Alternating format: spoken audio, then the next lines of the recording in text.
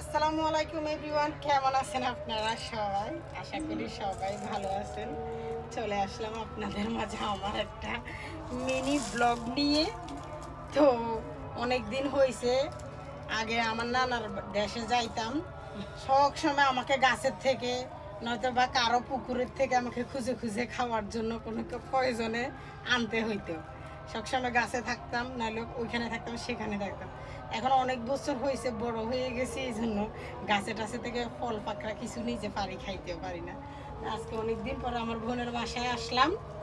এখানে দেখেন কি সুন্দর পেয়ারা পাখি আছে গাছের মধ্যে, দেখে আমার মন চাইছে নিজে পারি খাইতে, তাই আমি চেষ্টা করি দেখি পারি কিনা।